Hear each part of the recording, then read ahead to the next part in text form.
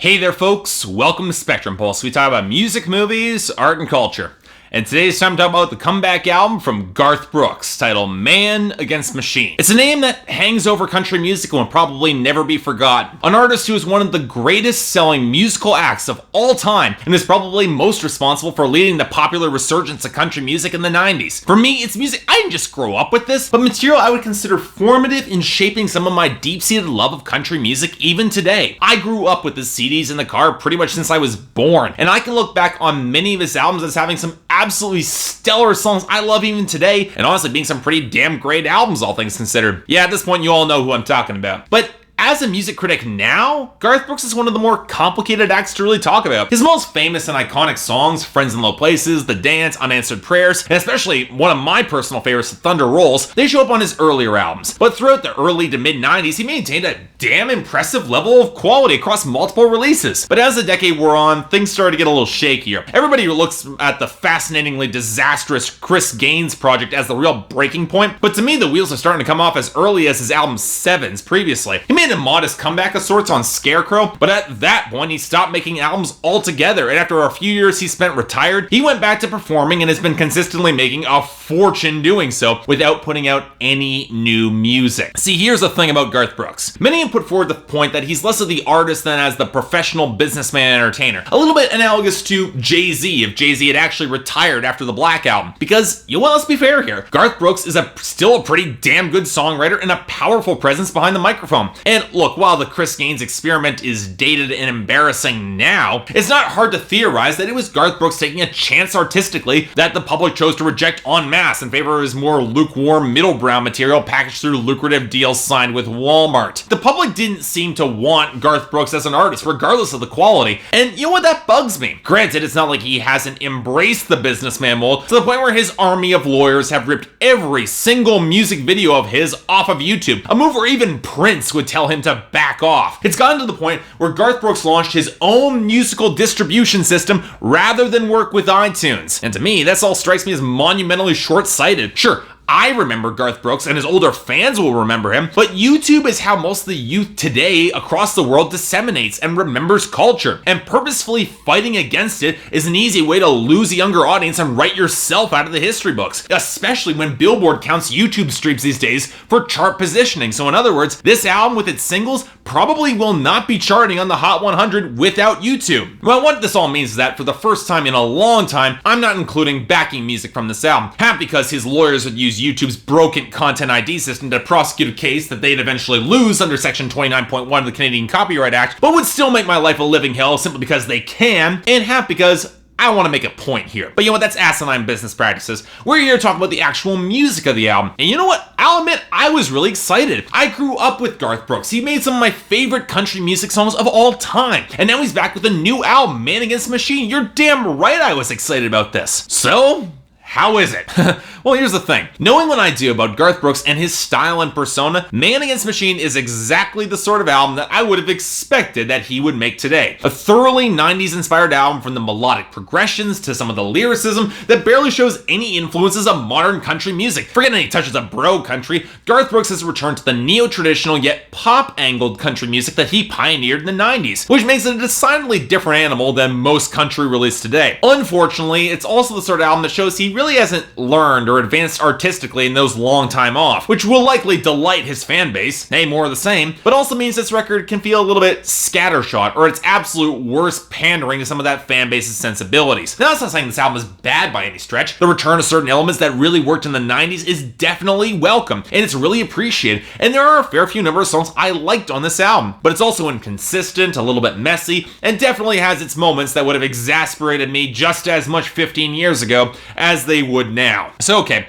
let's start with Garth Brooks himself. And immediately upon first listen, you remember why this guy was as huge as he was. For as much as he can go broad and kind of corny at points, and he definitely does, he's got a brand of infectious, real charisma that's impossible to fake. And it helps that he's an incredibly versatile performer. His knack for more subtle, darker songs can often prove more genuinely gripping than any amount of macho swaggering from other country acts like Eric Church and Brantley Gilbert will ever be. His voice has grown a little bit more ragged and his range has grown a little bit bit stiffer over the years, but it's still plenty capable of delivering a lot on these tracks. That said, his upper range has kind of thinned out, and there are a few songs where a second recording should have really been done, like on the chorus of You Wreck Me, where it sounds like he's singing through a real lisp, and it completely kills the vibe of that song, which is a real shame, because you know what, You Wreck Me has a pretty damn solid melodic vibe, and this takes us to production instrumentation. With only 2 exceptions, a lot of the sound falls very much into the vein of neo-traditional pop country music. Pianos and guitars to drive a lot of the melodies, plenty of steel guitar, and even some organ fragments that add some welcome texture that I did like. And to Garth Brooks' credit, he avoids the majority of electronic elements that crop up all over modern country music. Hell, the majority of his melodic progressions feel lifted straight from the 90s, especially in bringing in key changes, which used to be all the rage in 90s music before becoming also cliched. And yet, his usage of them on this album is a solid reminder of why they were so popular, because they added to that moment to kick up the drama a notch that often proves really effective. And his focus on melody across this album is a huge stretch in rendering many of these songs, even the ones that I didn't really like, as surprisingly memorable. And that being said, there are 2 exceptions, the first being the title track. And yeah, it does feel a little bit like a Chris Gaines outtake with the simmering organ, the pummeling percussion, that growling guitar. But you know what, it's also a reminder that Garth Brooks had a great sensibility for rock music that I honestly wish he pushed harder on this album, because I kind of like that song. Instead, we get a lot of mid-tempo material, probably best represented on the most modern of the tracks on this album, the lead-off single People Lovin' People, which shoves the melody right to the back of the mix behind the cymbals and only highlights how bland and forgettable such an approach can be in comparison with the rest of this more melodic album. Because the inverse of this album is on the standout Midnight Train, which opts for a much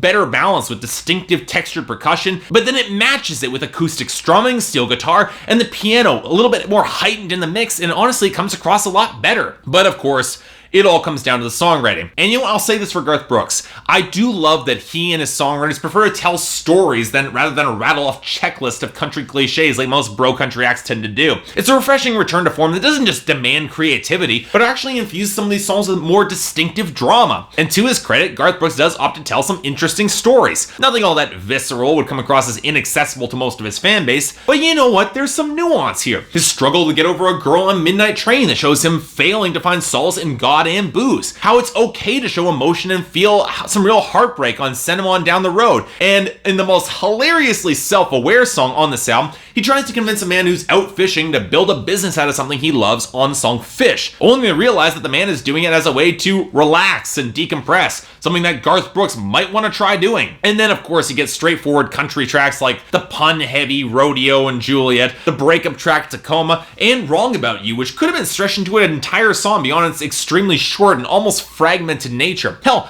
I even like the title track's broad attack on soulless mechanization, with the acknowledgement to some extent we're all machines in today's day and age, but we still need to bring real heart to it. And while You Wreck Me is a song where he wishes the girl would stop jerking him around and actually get with him in the end, he is at least self-aware enough to realize that he's a major part of the problem, being stuck in that brand of the friend zone. But for as much of the stories that work, there are plenty of those that don't, for all sorts of distinct reasons. Cowboys Forever has a populism that I can really respect, but it's kind of hard to ignore that it's the sort of blue-collar wish fulfillment track that can't help but feel a little bit thin, or at least overdone. All-American Kid is very similar, having the small-town quarterback go and enlist in the military and manage to get home safely, thankfully. And then in the last lyric, Brooks says it's the song for all those who don't make it back, All-American Kids. It's the wording here that bugs me, mostly because the entire song is spent celebrating that ideal young man who survives, and then you try to frame the song for everybody else? Yeah, I'm sorry, that doesn't really work. I'm not buying that. And the same sort of catering to that family values set comes in a big way on Mom, an extremely sentimental song between an unborn baby and God,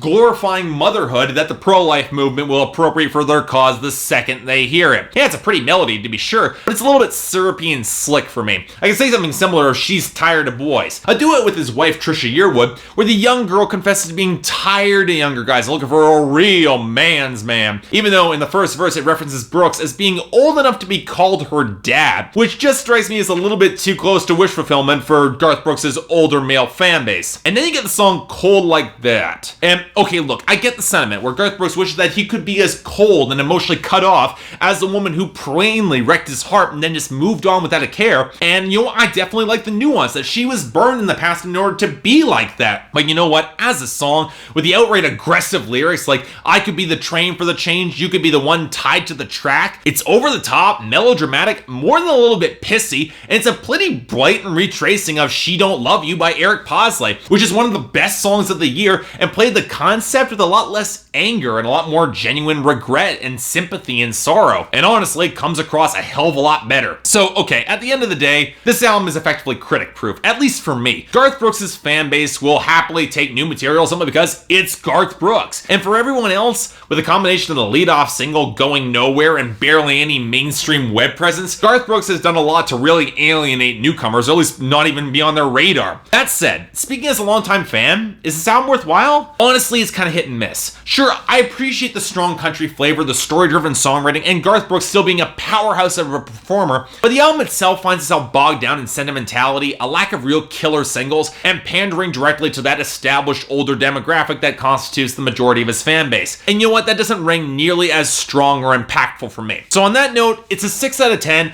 and a recommendation only if you're a big Garth Brooks fan or fall more in that conservative demographic. Otherwise, if you're curious of what one of the greats can really bring after a decade of retirement, it's not a bad listen. But you know what? I get the feeling that Garth Brooks could have really changed the country music game with his return, instead of just making a mild splash upon it. Look it up if you're interested, but you shouldn't expect anything all that special. So yeah, thanks a lot for watching. If you'd like to like and subscribe, I'd be more than grateful. What did you guys think of this album? Like it? Hate it? Did this manage to be the comeback album you guys were all looking for? Didn't quite get all the way there from me, but I'm curious of what your opinion is. If there's anything else I might be able to do to improve my presentation, or any other albums coming out that you want me to take a look at, I'd be more than happy to give them a listen. Until then, I'm Mark, you're watching Spectrum Pulse, and I'll see you next time.